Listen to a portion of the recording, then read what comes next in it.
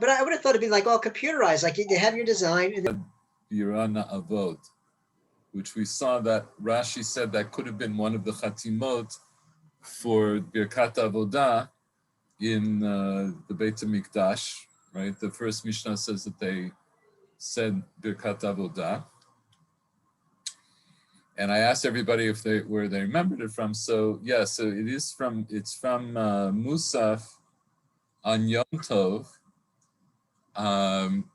when there's duchening, when the Kohanim duchen on Yom Tov, which of course all of us are Chutz La'aretz people, so we know that in Chutz La'aretz that was the only time. That's still the only time in most Kehilot where Kohen does Birkat Kohanim.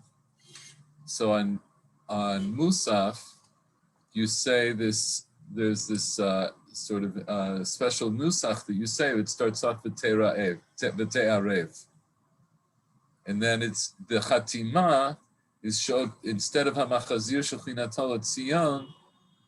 The chatima is shodcha levad bira na'avod, and can you read that this traces back to Bayit Sheni. I didn't read the whole article, but if you're interested, there's a Hebrew Wikipedia article about the Te'arev. But as I mentioned, so I said here, Nusach Eretz Yisrael is Hamachazir Shechinatol Tzion. That's not exactly correct. It's Nusach HaGra. The Gra holds that you don't change the bracha for Te'arev. So for many or most of the Ashkenazi Kehilot, Nusach Ashkenaz Kehilot in Israel, certainly in Yerushalayim, I think hold by the Gra, and they do Hamachazir Shechinatol Tzion. But otherwise, I think the other Nuschot, Nusach Sfard, Mitot HaMizrach, and so forth, I think they do Shodcha Levad Bira Na'avod. So that's just like a little bit of a technical discussion. It's an interesting thing. So obviously, they would not have said Hamachazir Shechinatol Tzion when they were actually in the Beit HaMikdash. So that's clearly a later nusach. We saw last week that Rashi brings two nusachot. That was one of them. And what's interesting, and this I didn't research. What's interesting is why was it changed at all? In other words, if the original nusach, or if there was a nusach, Shodcha Levad Bira Na'avod, why should that be changed after Churban HaBayit?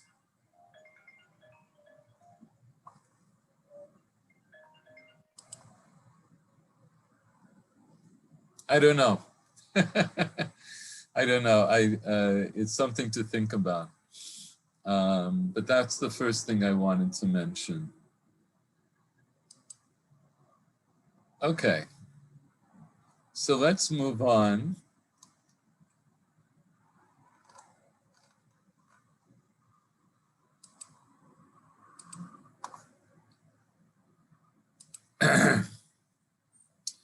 The other thing, I actually did prepare. The last time I started to read this Ramban on the Pasuk of Nirtzalo, but I told you I didn't want to completely digress into it, and I wasn't completely prepared. I did go over it, I did prepare it, but I am going to wait and do it at another time. I think it's an important Ramban, and we'll come back to it.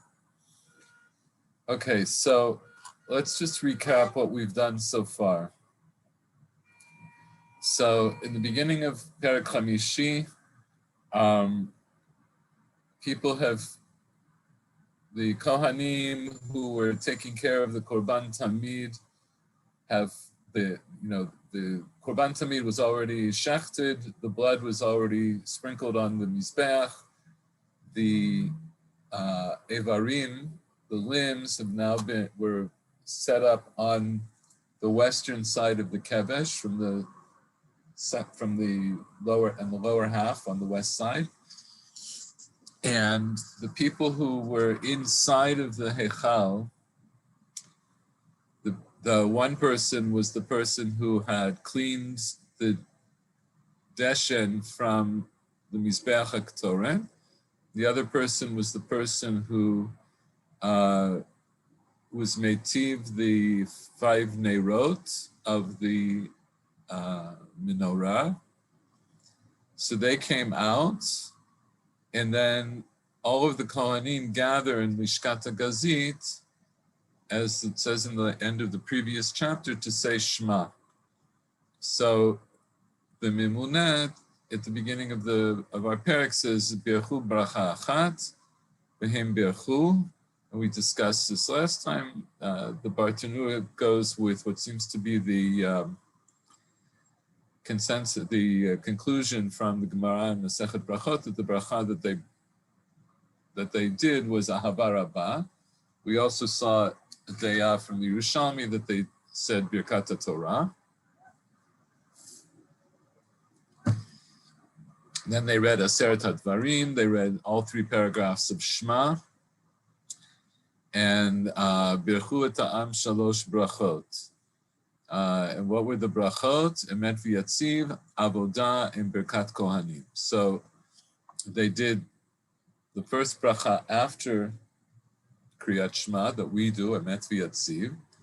They did the bracha of avodah, and they did Birkat Kohanim.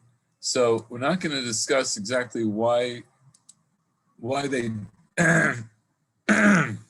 excuse me, we're not going to discuss here why they didn't do all of the regular davening that we do. I think we'll leave that discussion for when we go back to Yoma. But since we did mention Birkat Avodah, so why did they do Birkat Avodah of all the brachot from Shmona Esrei? Why did they choose to do Birkat Avodah?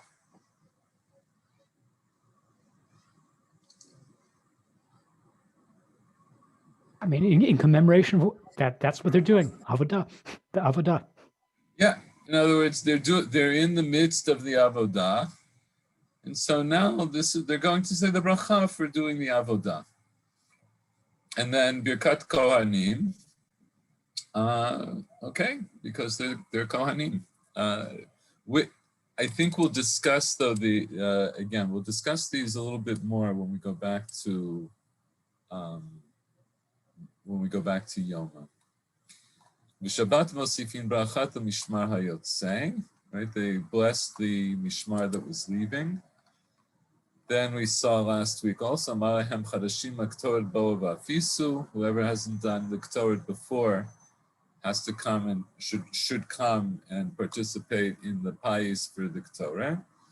Efisu Zacha Misha Zacha Chadashim Mishanim Bo V'Afisu Mi Ma'alei Avarim Min HaKedesh L'Mizbeach. Then there was another payis to decide who was going to bring the limbs that are now lying on the ramp up onto the Mizbeach to be burnt. And Rabbi Yozer ben Yaakov said, Hamalei Avarim Mikavesh Umalei Otan Al Gabei HaMizbeach. In other words, there wasn't a special payis for that, but whoever was chosen in the first payis is now going to go back and finish that avodah. And halacha is not like Rabbi Yozer ben Yaakov. Shel?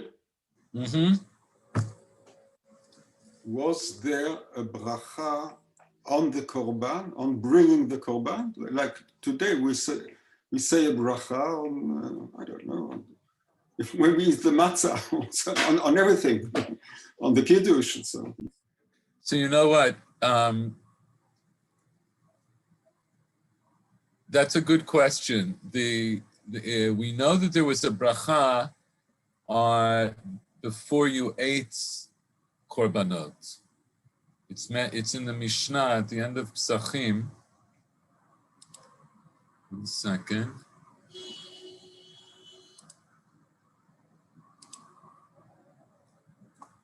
If I can find it right away.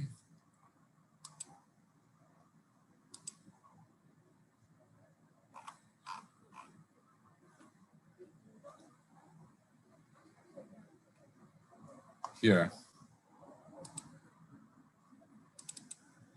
So this is at the end of Psachim, and we've seen this Mishnah actually. הפסח אחר חצות מטמא את הידיים, הפיגול והנותר מטמאים את הידיים. And then it says, Berach birkat haPesach patar et shel zevach. So if you said the bracha over the Korban Pesach, you don't have to say another bracha over the zevach. The zevach would be presumably the Korban Chagiga. And the Bartanura says, Birkat haPesach asher kitshanu b'mitzvotav v'tzivanu le'echol haPesach. And Birkat haZevach is asher kitshanu b'mitzvotav v'tzivanu le'echol haZevach. V'zevach ha'amur kan hu chagigat yom 14 v'halacha k'Rabbi Akiva. Okay, so and Divrei Rabbi Yishmael, Rabbi Akiva lo zo puter tov v'lo zo puter tov. But that's not, so that's something, but it's not exactly your question. So your question would be, let's say, would let's say the Kohen say a bracha, presumably before he shechted the Korban Tamid? Or would the Kohanim say a bracha when they're going to lay the Evarim on the Mizbeach? Or the person who's going to be Maktir Ketoret, is he going to say a bracha? Do you know? And I'll be honest with you, I don't know. Also with the menorah, also for instance. Today we say a bracha on the Chanukiah, the Nerot Chanukah, Nerot Shabbat also. Right. So I have to be honest with you, I don't know. I'm not sure. B'li neder, I will try to find out. It's a good question. It's a very good question. Yeah. So hopefully we'll get an answer to that. Okay, so now we're up to Mishnah Gimel. And it says, Misarum lechazanim. He gave them over to the chazanim. Hayu mafshitin otam et bigdehem. They would strip them of their clothing. V'lo hayu menichin alehem ela michnasayim bilvad. And they didn't leave on them anything except their pants. V'chalonot hayu sham, and there were windows there. V'katuv alehem Tashmishei HaKelim. And it was written on them the uses of the Kelim. Okay, so let's go through this. Misarum lechazanim. He gave them over to the chazanim. So who gave who? And who are these chazanim? First, we don't know yet exactly who the chazanim are, except that they seem to be like valets. Hayu mafshitin otam et bigdehem. Presumably, it's the chazanim who were stripping these people of their clothes and only leaving their pants on. So who are they stripping? Who gave who to whom?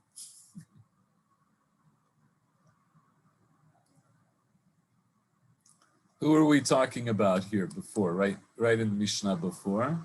Yeah, we left off with the Kohanim that are carrying the Evarim. So maybe it's after they've put it on the Mizbeach, they come back down and there's the Chazanim help them to change their clothes. Possibly, yes. In other words, so presumably we're talking about these Kohanim who participated in this avodah of bringing the Evarim onto the Kevesh. And who gave them over? Masru otam.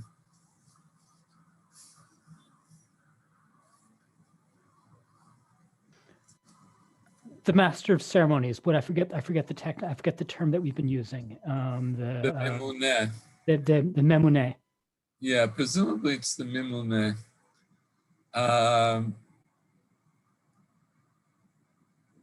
Although I'm not sure exactly, because see, misarum means they gave them.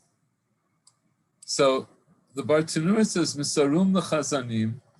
He says, otam kohanim shehechinu atzmam velo zachu b'pais. So he gives a different, he says differently. He says it's the kohanim that had prepared themselves, but they didn't win any of the lotteries. They didn't win any of the paisot. V'hayu levushim bigdei chehuna. But they were wearing bigdei kahuna because they had to be ready to do avodah. Hayu mosrim otam lechazanim. They would give them over to the chazanim. And who are the chazanim? Dahainu hashamashin haoskim b'tzarchei hamikdash. These are the people who serve, like the servant people, as it were, who take care of the needs of the mikdash. Presumably, they're also kohanim. Kedei sheyafshitum bigdei hakodesh aleim, so that they can remove the kodesh. V'lo hayu menichim aleim ela michnesayim bilvad. V'lovshim bigdei chol. And so these kohanim, in other words, so these are the kohanim at this point. They're no more paisot for right now. So they're going to change into their non-kohen clothing. They're going to change into bigdei chol. V'achar kach mafshitin hamichnesayim. And then after that, after they have bigdei chol on, then they'll remove their trousers, and they leave all of their bigdei kahuna, v'yotzim, and they go out. V'chalonot hayu sham, v'katuv aleim tashmishei hakelim. So the Bartanur explains, "Achalonot shebehen michnesayim katuv aleim michnesayim."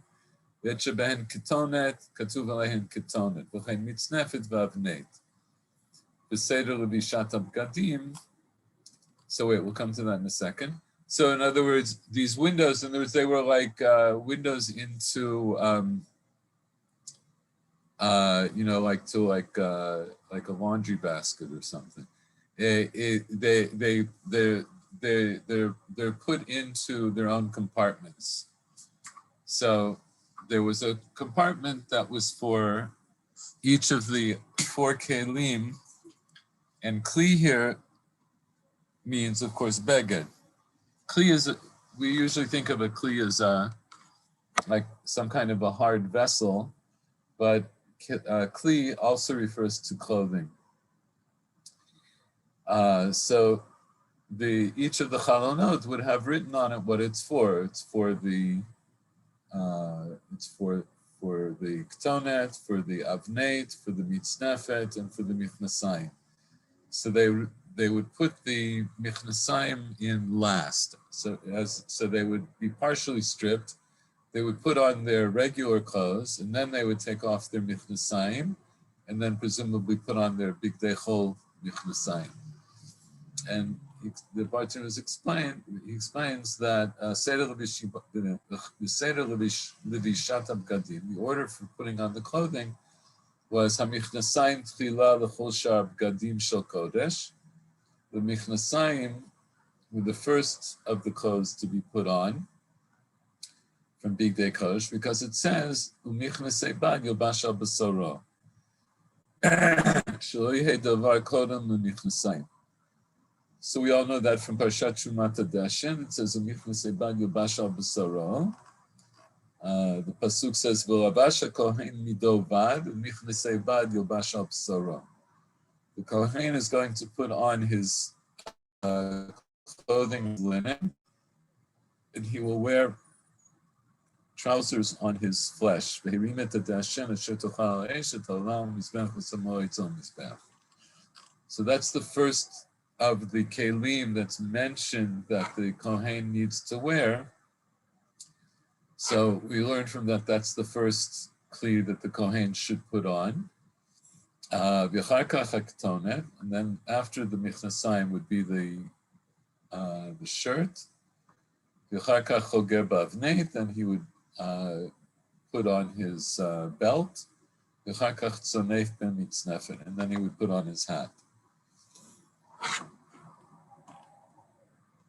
So presumably that's also the order that it's taken off. Kind of like the way we think of putting on and taking off our tefillin.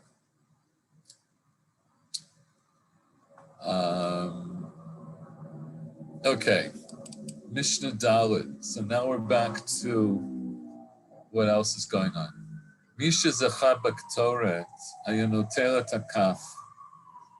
Akaf domer letarkav gadol shel zahav, machzik shloshet kabim. והבזח היה בתוכו, מלא וגדוש כתורת. וכיסוי היה לו, וכמין מטולטלת היה עליו מלמעלה. So whoever won the pious for the ketoret, he would take the kaf. So what's the kaf? So of course in modern Hebrew, we think of a kaf as, let's say, a tablespoon is a kaf.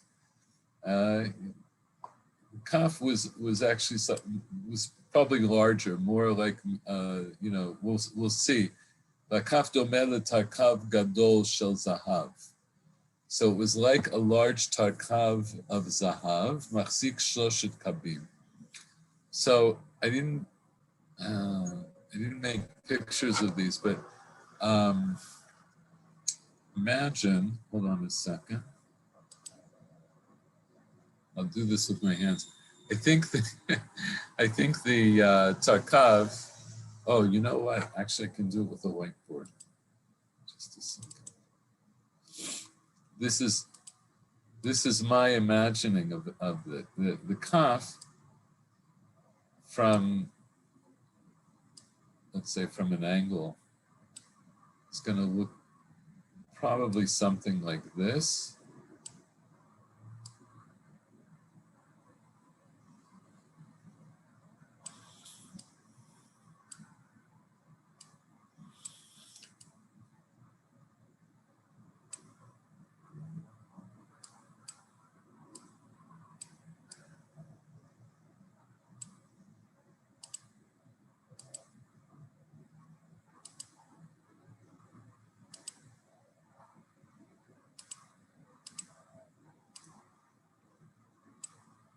Maybe a little bit higher. It probably had, it had to have some kind of a handle. I'm thinking actually maybe the sides would have been higher because you'll see what's the rest of the Mishnah. They're going to use this kaf. So the kaf, this is the way they're going. This is how they're going to transport the ketoret from the Azara into the Heichal in order to put the Ketoret onto the Mizbeach. So if the kaf was domela tarkav gadol shel zahav, to a large tarkav of gold, which I imagine something more or less like the little drawing that I made, that held 3 kabim. So 3 kabim, a kav, we'll use for purposes of this discussion, we'll use the Midot V'Shirei Torah B'Data Rambam. Right, so these are the shiurim given in our modern day equivalent. So 3 kabim would have been 3 and 2/3 liters. So we know how much, we have an idea of about how much that is, how big that is.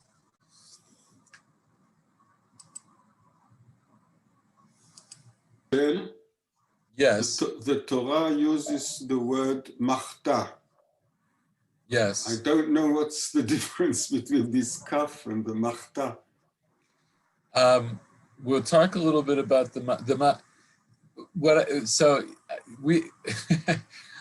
whatever I tell you, it's going to be very similar, although the machta has a different. We'll talk about the machta in the next Mishnah, but it's just like today we have, we have all, just in our own kitchens, we have all kinds of kelim, and we call this one a pot, and we call this one a frying pan, and we call this one a skillet, and we call this, and we know what all of them are. And they all do very similar things, but they have specific shapes and sizes because of their uses. So it's the same thing here.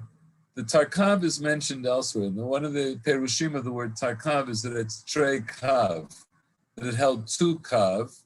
And that's why they say the kav is like a tarkav, but it's big and it holds 3 kav. So it's a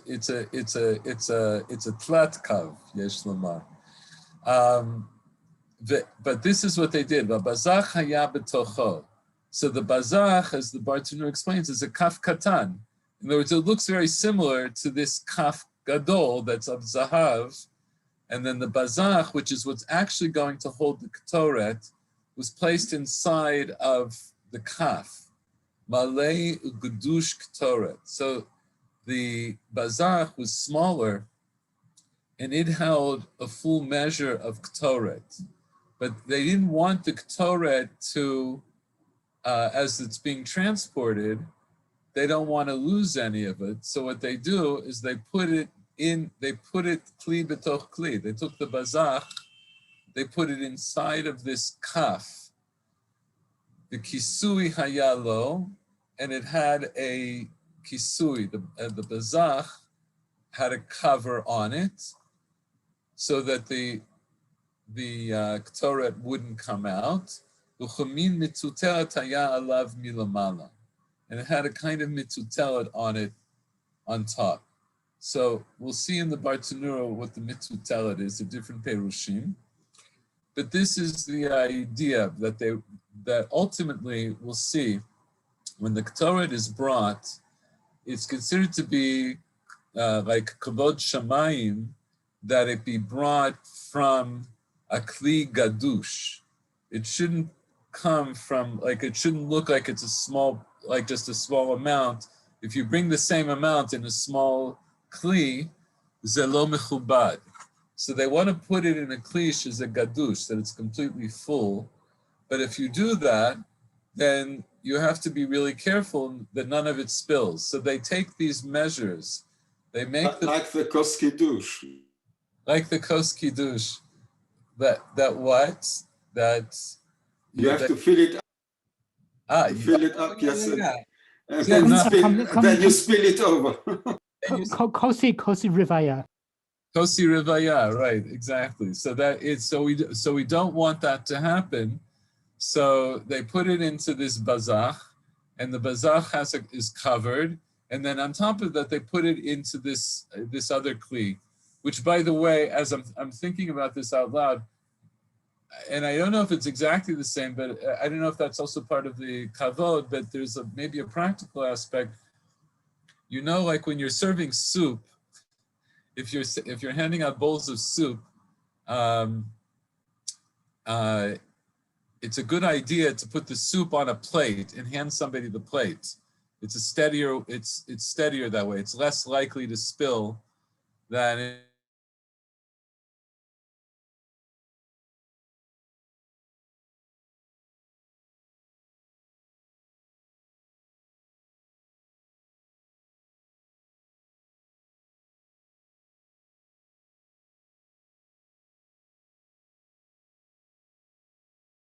hakaf gadol. It was inside of the big kaf. Can anybody hear me? You're back now. Okay, I'm back now. Okay. We actually lost you at soup. At fro. You lost me at soup. Actually, you froze at soup. So I guess that would mean cold soup. No, it means you lost the next course. All I said was that, at least when I serve soup, and this is why I was taught to serve soup, is that I put the soup bowl I put on a plate. And it's not so much for kavod, it's more a practical matter, because it's easier to steady the bowl of soup when you're holding it with a plate than when you're holding the bowl directly. And that's the way to serve soup. You put it on a plate, you hand somebody the plate, and then they take the bowl, and then they hand you back the plate. So I'm thinking maybe there was something similar here, that they wanted to keep it steady. That's just my theory off the top of my head. The Bartanura explains, Malay v'gadush ketoret. So the bazach, which held the ketoret, was full of ketoret, v'ayta betoch hakaf hagadol, and it was placed inside of the large kaf. Shim lo haya b'gadol, kevan shekatan gadush haya mitbazer haketoret la'aretz b'holachato. Since the small bazach is completely full, then the ketoret would scatter onto the ground while he is walking. Uvekaf hagadol levad lo sagi, and to put it into the large kaf alone is not sufficient. Dechavodhu klape mala la'arot mikaf gadush al hagechalim b'shat ha'aktara. Like we explained a moment ago. It's more honorable toward Hashem to pour from a full kli onto the coals at the time that you're offering the ketoret. The kisui hayalo the bazach, and the bazach had a covering, and there was a kind of mitultelet on top of it. So what's this mitultelet? Bartanu brings two perushim. It says Rabotai Pirshu ke'ein taba'at hayala kisui milamala sha'al yada mitaltel hakisui u'misiro me'al habazach. So Bartanu says, my rabbis, my teachers explain that it was like a ring that was attached to the covering of the bazach on top, that with it, you could remove the covering and take it off of the bazach. You could take, right? So it was like a little ring to take off it was like a handle on top to remove the cover. Uva Aruch Peresh, the Aruch, who I think we may have mentioned in the past, the Aruch was the first comprehensive dictionary of the Talmud. It was written, I think, in the 9th century in Italy by a fellow named Rabbi Natan. And he explains, Mitultelet is chatichat beged. It's a piece of cloth. Kumalo yetze hagamal b'mitultelet, deperek b'meh behema yotza. Shahaya natun al kisui habazach kamin sudar katan lenoi.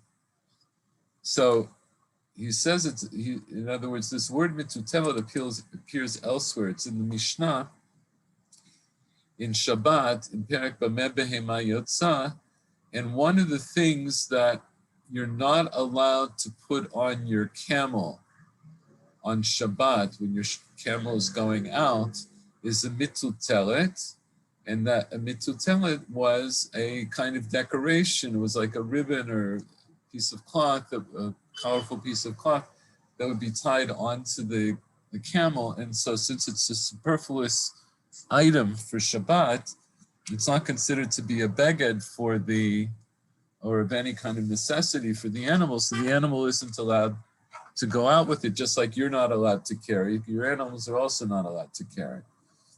So the Aruch says that the mitultelet, that's the same mitultelet. And here, so why is there a mitultelet on top of the bazach? He said it was there just to make it look nice. It was like a colorful ribbon of some sort that was put on top of the covering the lid to this bazach as a decoration.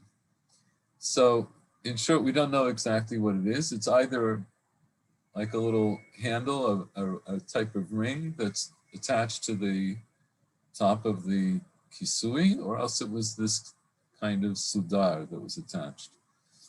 Okay, but this gives us an idea of what they did in order to bring the ketoret.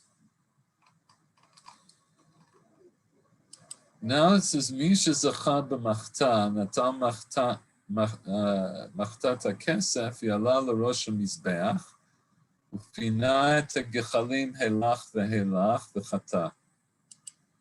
So machta is used lachtot, right? So it's used to poke and to scoop things onto on and around the mizbeach, as we'll see. Yaran v'eran letoch shel zahav. Then he would go down and pour them into one of gold. Nitpazer mimena kekav gechalim. And then about a kav of the coals would scatter. Vayam echabdan la'ama. And he would sweep them or clean them off into the ama. And you'll remember the ama is this. Does anybody remember what the ama is? It was like a little, I mean, it's like a little glow. It's like a little bit of embers, nachon? No. Oh, the ama, an ama I'm is... thinking of the tapua. Oh, okay. No, the ama is an amat hamayim. It's a little stream of water. It's like a gutter of water that's in the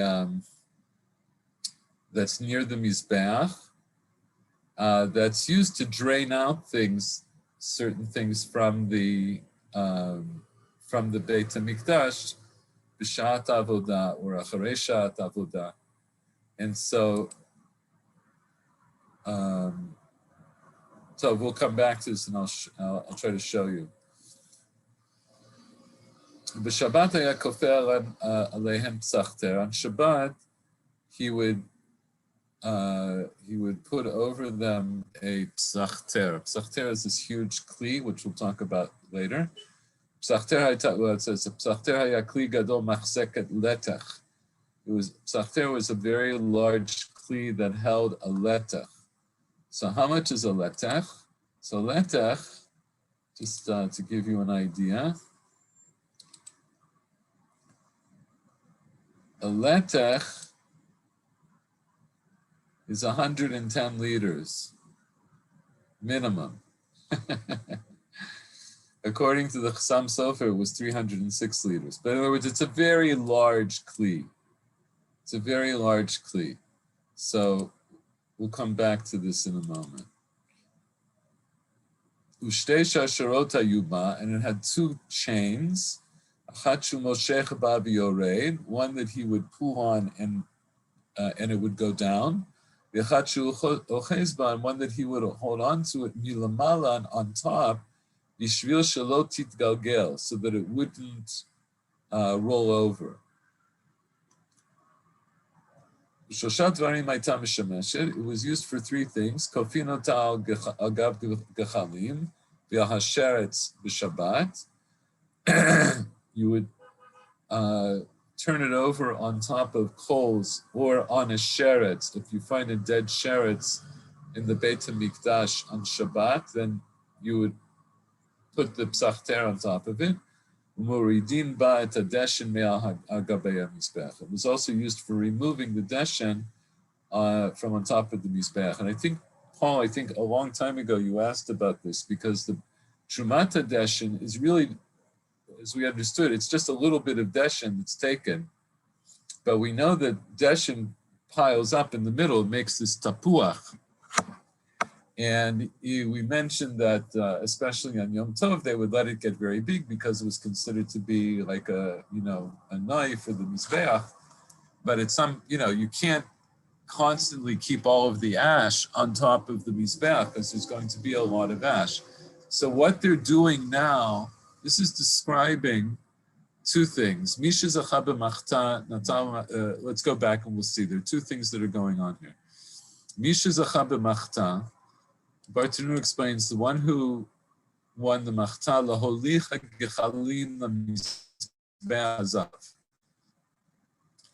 So earlier, somebody went in and cleaned off the deshen from the mizbeach haktoret, the mizbeach hazahav. Now they're getting ready to be maktir ktoret, so they need coals in order to be able to bring the Ktoret. So somebody had to go onto the Mizbeach with a machta, and we see he used the machtata kesef, he used the machta, which was, we can imagine it's some kind of a silver shovel that probably had sides on it because it needs to hold coals, right? So whoever was zocha to do the machta, meaning what? Whoever was zocha lo'olicha gechalim lemizbeach hazahav. Whoever won the right to bring the coals from the mizbeach hazahav into the heichal and put them onto the mizbeach hazahav. What the lo haya b'zeh.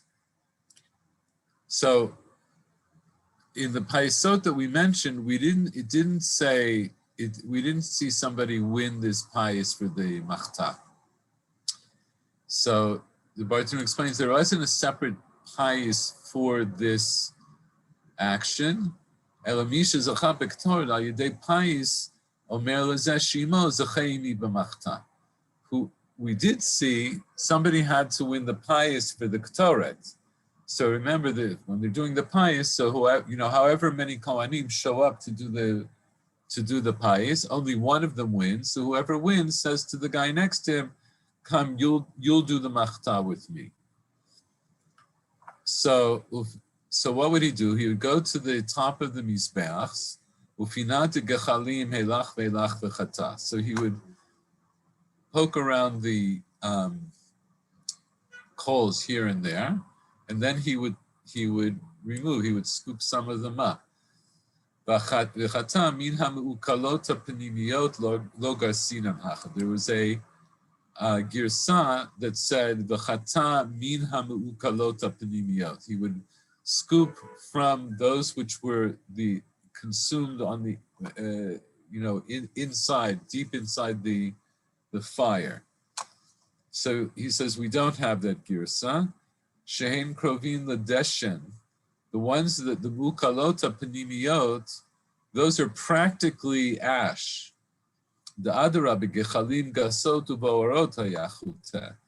That the ones that he would take, they would be thicker coals, heavier coals that were still burning, right? We all know this, I assume we all know this, like if you've ever been at a campfire, either with charcoal bricks or even with wood. At some point when you poke the fire, I remember as a kid, this was always like amazing to me. You would see like the charcoal briquette that was consumed, it still had its shape, but as soon as you poke it, it would just, it just goes into ash. So those would be the mukalot ha'pnimiyot. So that's not the ones they would take because those are barely burning anymore. They're just about completely ash. So the ones that he would take, he would pick out burning coals. So the Yarad ve'eran l'toch shel zahav, he would go down and then he would pour them into one of gold. So he has in the machtat hakesef. Now he's going to pour those into a machta of zahav. So why didn't he take them with the machta shel zahav? The Bartanura says, "Avalo hayachoteh b'shel zahav, kedei shelo titkalkel," so that the machta of zahav shouldn't get damaged. But Torah chasa al mamanan shel Yisrael. The Torah was concerned about Jews' money, Jews' finances. So, in other words, Shel machta is the object which goes with chata. That's what I understand. Yes. Yes. Like to say magehetz v'gihutz or something like this. Yeah, zeh shechoteh nikra machta. Here is the machta and chata is the peula. Yes. Yes. Yeah. Right. So the peula, right. So the action is to go scoop up some of these coals.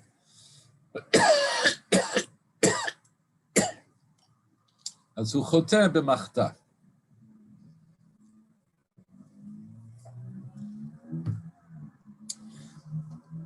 But if he would use the machta of zahav to do that, to take the coals off the mizbeach, so you can imagine it's going to be exposed to a lot more ash and a lot more heat, and they would have to replace it more often, and gold is very expensive. So they do that with the silver one, and then they pour it into a gold one. So when they're pouring the coals from the silver one into the gold one, the silver one is larger, the gold one is smaller. Again, because they want the machta of gold that they're going to use to bring to the Mizbeach HaKtoret, they want that to be full, just like the bazach of Ktoret was full. So what happens? Iran Mishal Zahav, that we read, so when they poured out the gechalim, the coals from the machta of zahav, so some of the coals were going to scatter. In other words, not all of them would go into the machta of gold. Now he explains the silver machta that held 4 kav. It's going to now be poured into a smaller machta that only holds 3 kav.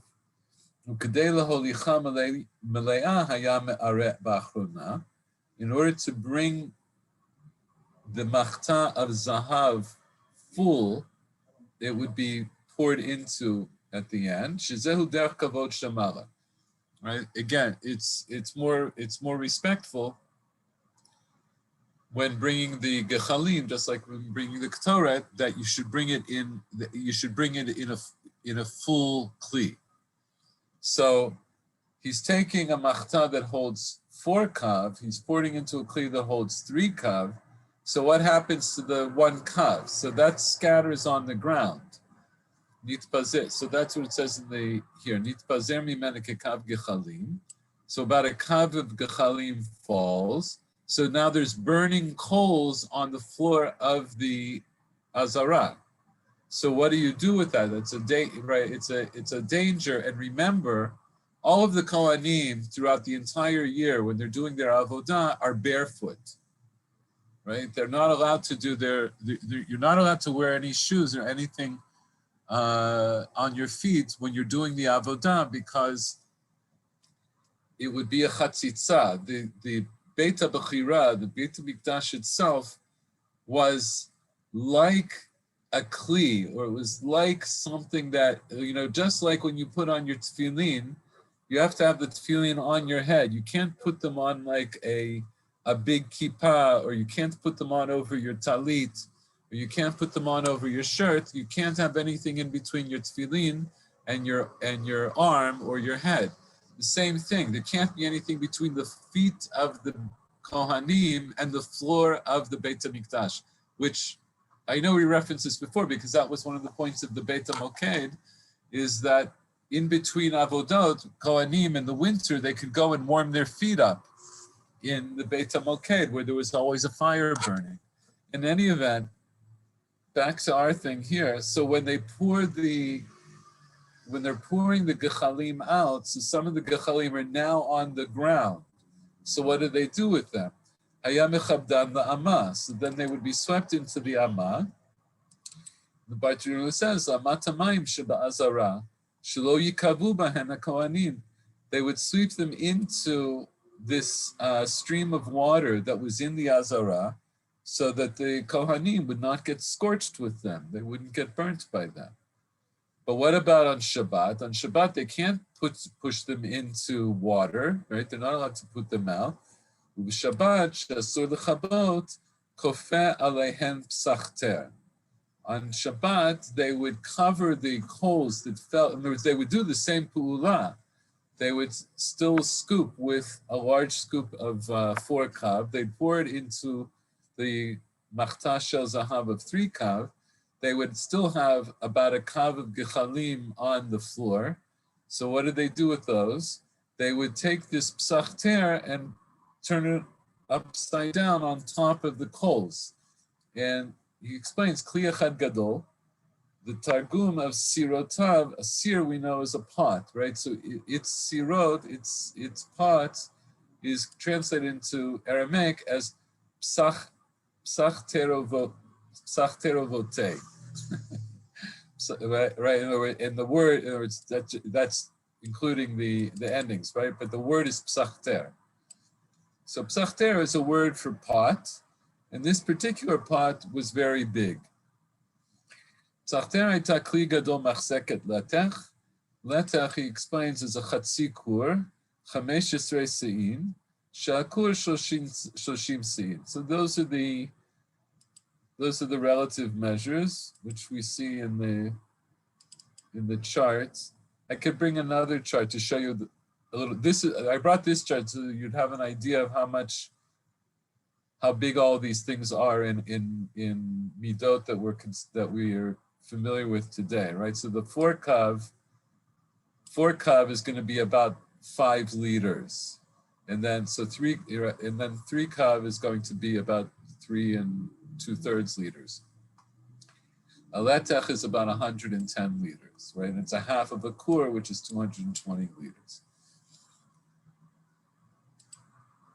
So why would they use such a big kli to cover up not that many coals?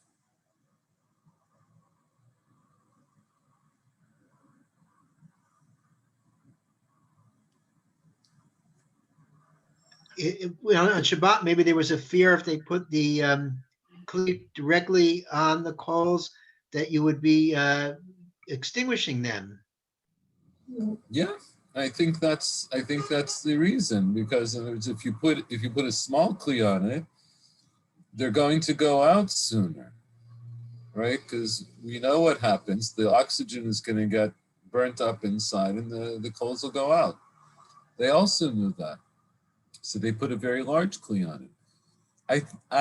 I'm guessing that's the reason. There could be another reason, which would be just to make it very obvious that nobody should, it's not something you could easily kick over, right? So it would also serve as a warning. This is there's something here that you don't want to handle. And as we see it, we mentioned at the end of the Mishnah, we'll go back to it in a moment. The same thing also, if they found a dead sheretz in the Beit HaMikdash on Shabbat, they would also put a psachter over it, even if it would be a small sheretz. But why would they put such a big kli? Maybe it was just so it would be very obvious and it wouldn't get knocked around. So this psachter, it says shtei shasharot hayu. Now, exactly the form of this psachter, it's not 100% clear to me. I didn't bring it up, but here I can show you very quickly. There is this article in the Wikipedia. They have their own picture of a psachter. What's that? Wait, what? It's a losing. Here we go. This is somebody's rendering of a psachter. And according to this rendering, it's something that has wheels. And this is another one. They say this was used for cooling off wine in the Greek period. I tried to follow up on this idea that the psachter may have had wheels. They actually reference the Rambam, but the Rambam doesn't say. I think I know why somebody would think it had wheels, and it goes back to our Mishnah. But in any event, you can imagine psachter was something like this. It was a very large kli.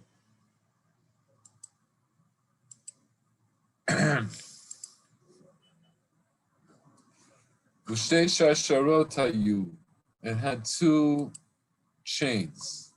So what were the 2 chains for? One was to grab it from below to steady it, to pull it down, and one was to grab it on top to steady it so that it wouldn't roll over. So what's that about? It's a reference to what it says at the end of the Mishnah. What the Psachter was used for three things.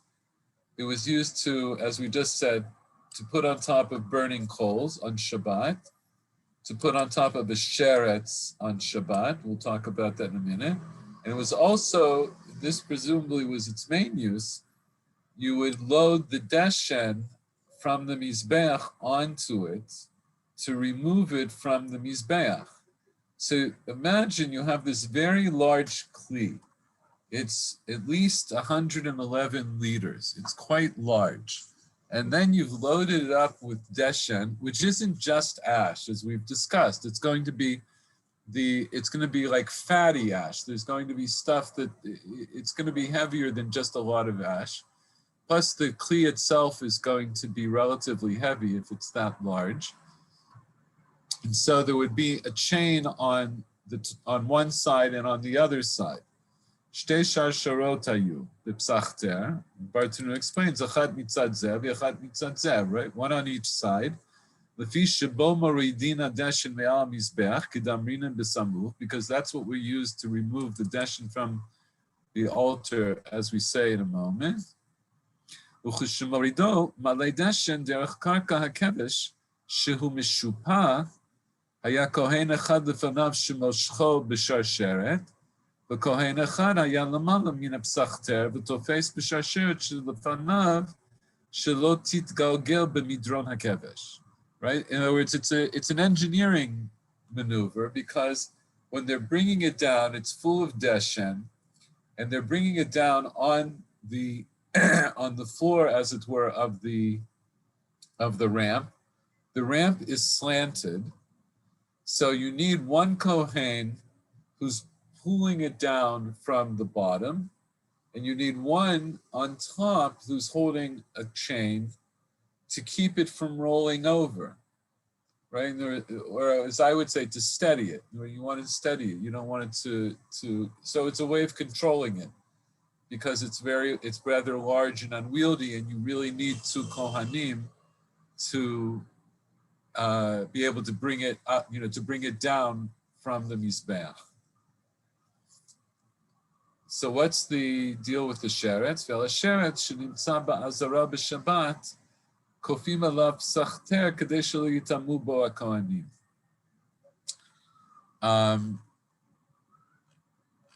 I mentioned, right. So this is mentioned. This is a Mishnah that's mentioned at the very end of Eruvin. Maybe we can take a quick look at that.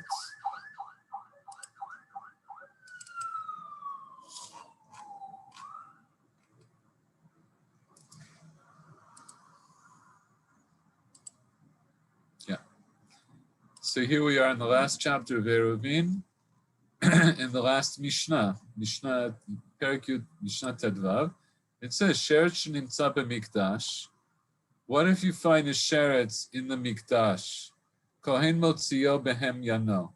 So Kohen would take it out with using his belt, shelo l'shahot et hatuma, in order not to keep tuma hanging around in the Beit Mikdash. Divrei Rabbi Yochanan ben Broka. That's what Rabbi Yochanan ben Broka said. Rabbi Yehuda Omer, bitzvat shel eitz, shelo l'rabot et hatuma.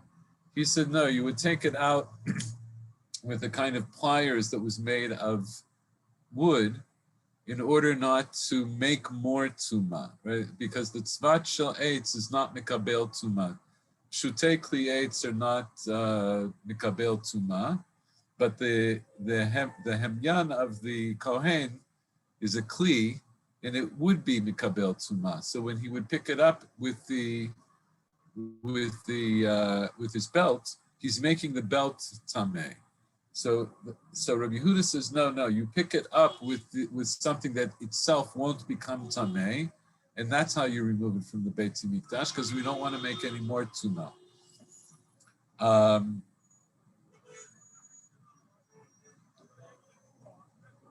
מהיכן היו מוציאים אותו? מן ההיכל, מן העולם, ומבין העולם למזבח. So, depending on where it was found, where would they take it from? If it was found in the Heichal, or it was found in the Ulam, which is kind of the anteroom leading into the Heichal, umibein ha'ulam mizbech, that's the front of the Beit HaMikdash, in between the front of the Beit HaMikdash and the Mizbech.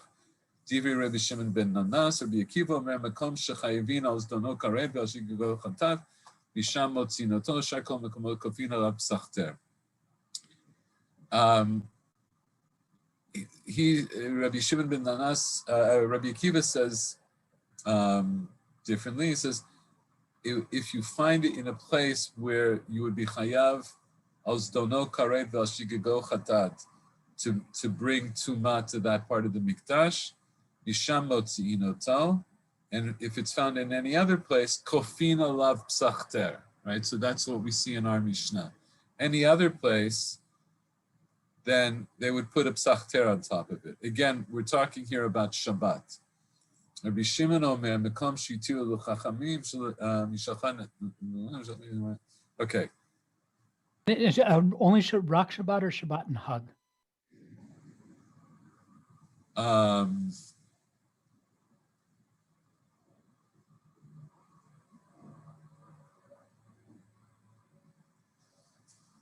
think it would also have to be, I think you're right, I think it would also have to be Chag. I think it's also Chag.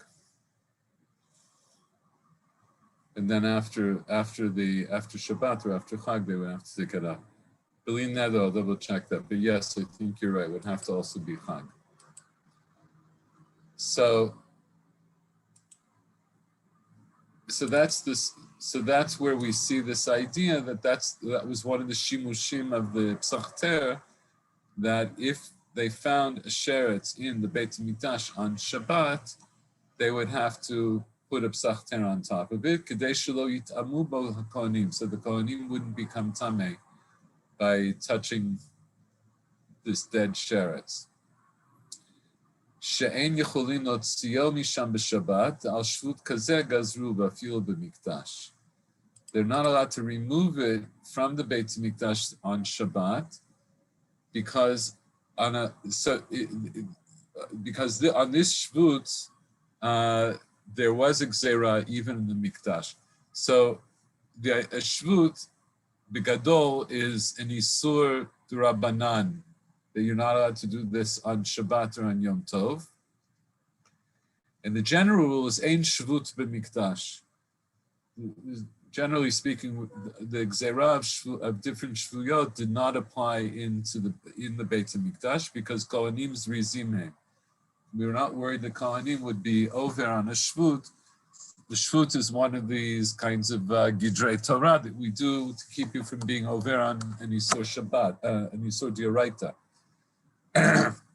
But this particular Isur of moving a dead sheretz on Shabbat, they did make that gzera in the Beit HaMikdash.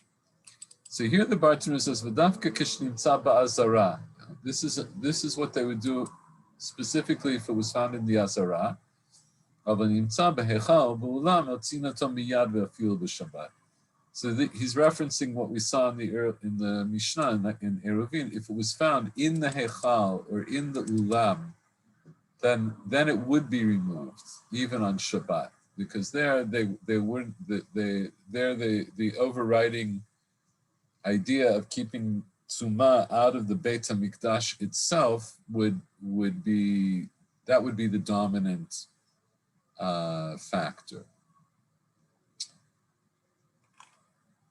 Okay.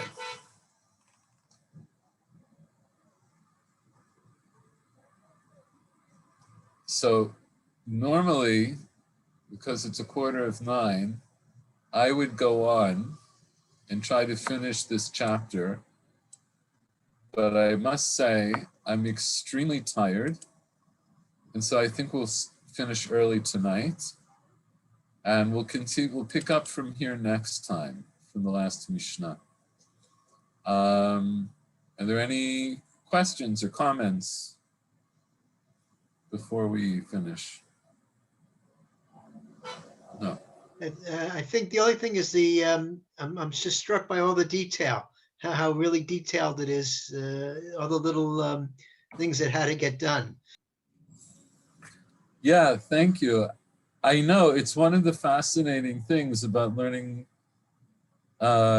specifically these Mishnayot and Tamid. They do go into a lot of detail. You see that they really, the tradition of how things happen in the Beit HaMikdash were pretty strong. And even though we mentioned already, and even in this Mishnah, we already saw there was a machloket about whether there was a pious for something or not a pious for something.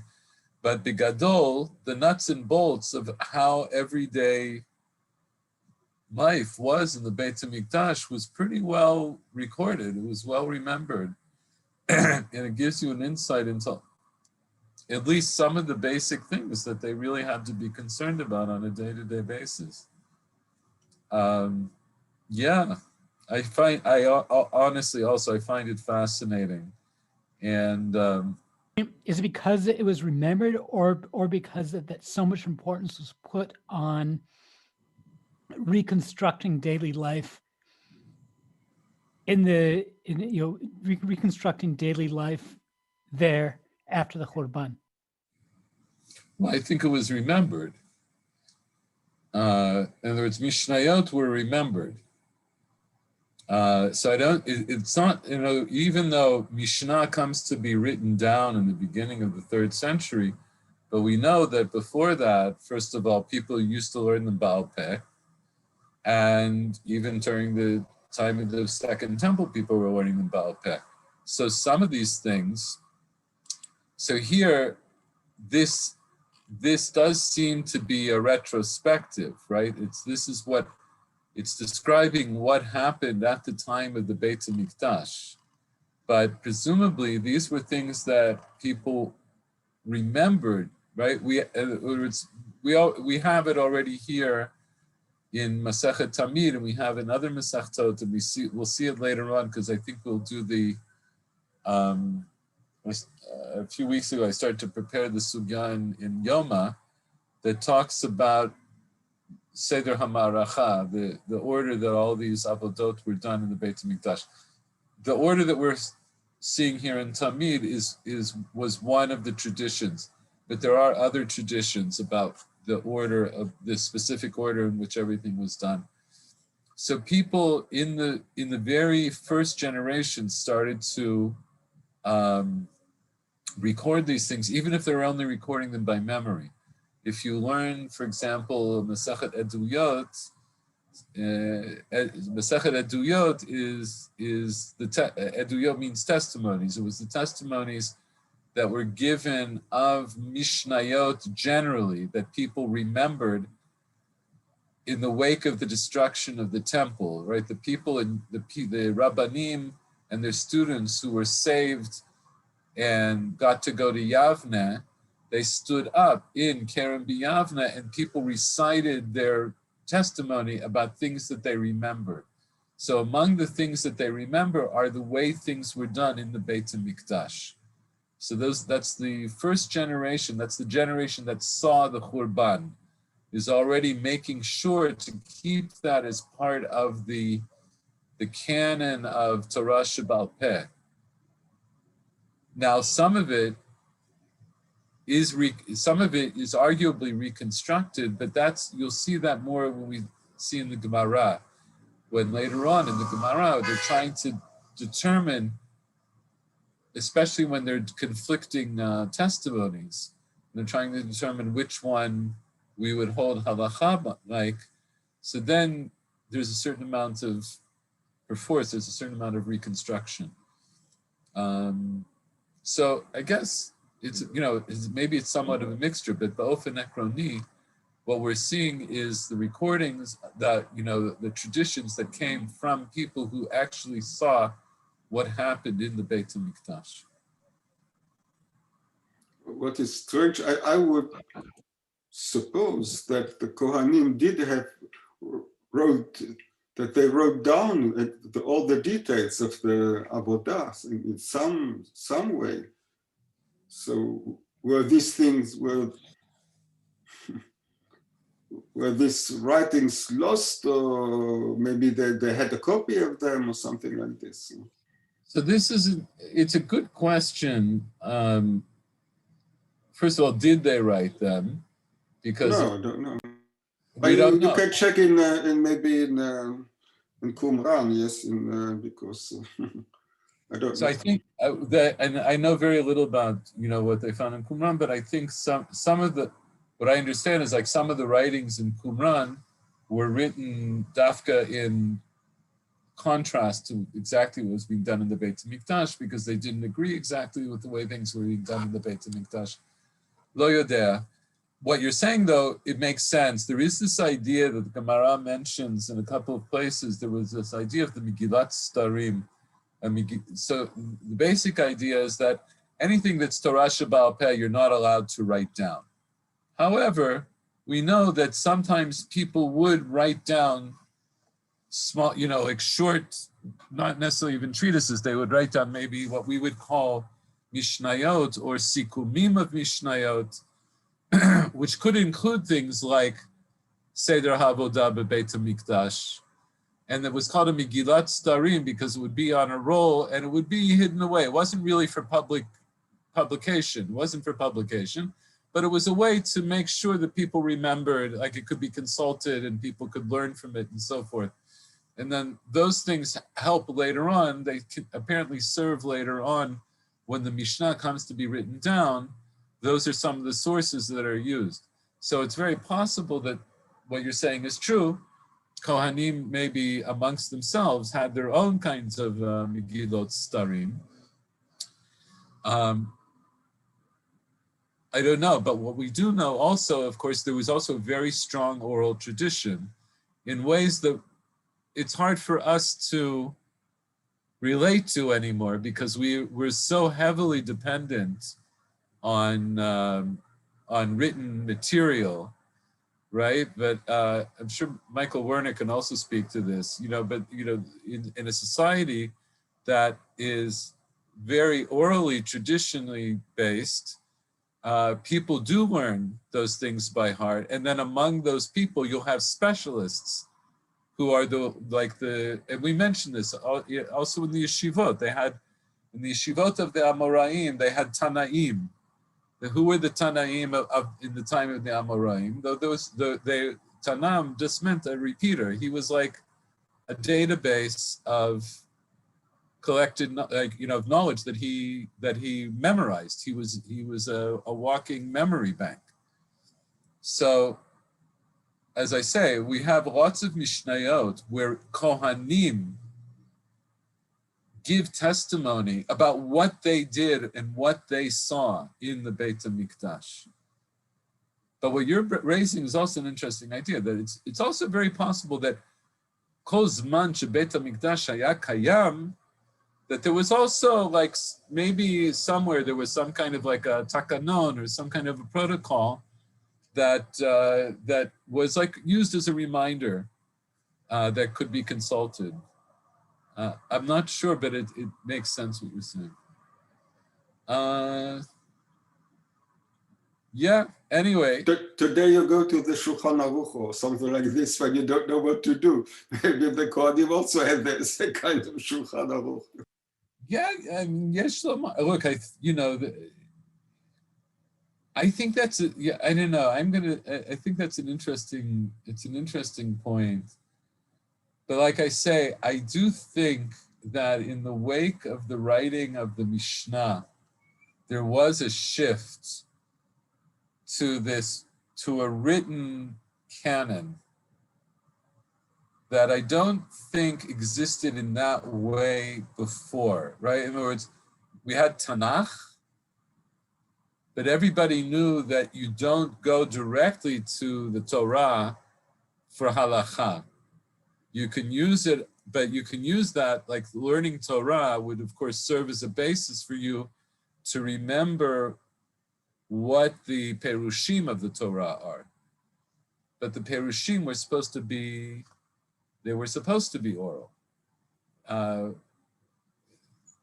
It's part of a longer discussion, meaning that, you know, the idea of the oral tradition seems, it incorporates into it perforce change, because it's always going to change. Whenever you have an oral tradition, it's always going to change. And I don't mean that people are going to make mistakes and that's why it's going to change, but each person who says the same words is going to present them in their own way. They will emphasize things in a certain way. They will remember them in a certain way.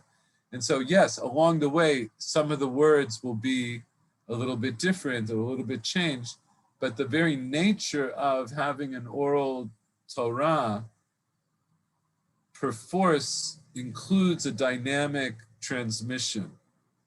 And once you have it written down, you're stopping something. There's still, so it's a longer discussion, but it's a qualitatively different way of keeping the tradition. It's qualitatively different. So it's interesting. I remember that the Jesuits learned from the I think it's from the Chinese, a technique that was called memory palace. And the historian Jonathan Spence writes about this, in which if one needs to remember something, one imagines a room, and then one puts the different things one needs to remember in different places in this imagined room. And so, on the one hand, yeah, I can imagine the Avodah, the Beit HaMikdash, is remembered because that's what people remembered. On the other hand, the Beit HaMikdash, or the remembered Beit HaMikdash itself, is a tool for memory. And a tool for... Yeah, absolutely. I think that, yeah, absolutely. By the way, this is how you know that, you know, I don't have, my memory is like my room. Everything is sort of scattered all over the place. So I don't have a memory. You are living in a palace. I am living in a balagan. It's a palace, but it's a balagan. Anyway. But anyway, I mean, memory is associative, however. So yes, if you know, yeah. you know, okay, this belongs in this pile, or I could put this in this pile with this thing here. I mean, that's... No, what you're saying is definitely, first, I think it's very pertinent. And I'll just point out, you know, that throughout the centuries, different Rabbanim, when they were writing their codes, would also make different kinds of associations. You know, the Rambam decides to divide all of Halakha into 14 books. And so he makes certain associations. It's another way of compartmentalizing.